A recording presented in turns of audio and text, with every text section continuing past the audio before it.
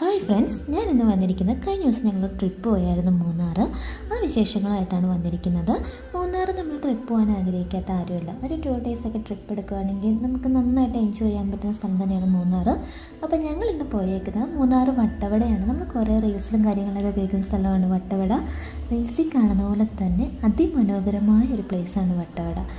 മൂന്നാർ വന്നാൽ മസ്റ്റായിട്ട് വിസിറ്റ് ചെയ്യേണ്ട ഒരു പ്ലേസാണ്. ഞങ്ങളിപ്പോൾ വട്ടവടയിലേക്ക് എൻ്റർ ആകാൻ പോവാണ്.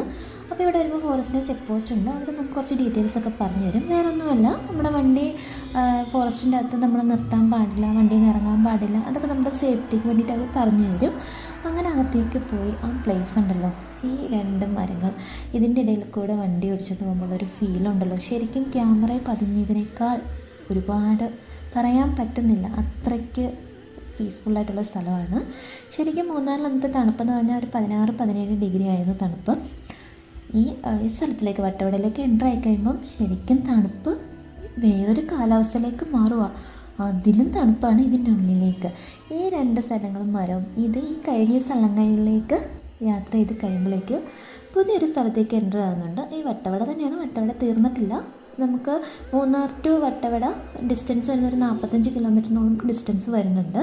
അപ്പം പോകുന്നതിനിടയ്ക്ക് ഈ പുതിയ പ്ലേസിലേക്ക് എൻ്റർ ആകുമ്പം ഒന്നും പറയാനില്ല, ശരിക്കും സ്വർഗത്തിലേക്കുള്ള കവാടം അതാണ് പറയേണ്ടത്. ഉറപ്പായിട്ടും മൂന്നാർ വന്നാൽ ഈ പ്ലേസ് കാണാതെ പോകരുത്. നമുക്ക് തോന്നും ഇത് നമ്മുടെ നാട്ടിലെ ഈ ഇടുക്കി ജില്ലയിലൊരു, ഞാൻ പറഞ്ഞ പ്ലേസാണ് ഈ കാണുന്നത്.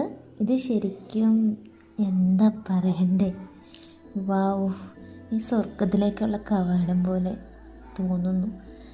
വാവ്, ഇത് പറയുന്നതിനേക്കാളൊക്കെ നമുക്കത് ഫീൽ ചെയ്യണം, നമ്മളത് എക്സ്പീരിയൻസ് ചെയ്താലേ നമുക്കത് മനസ്സിലാവൂ.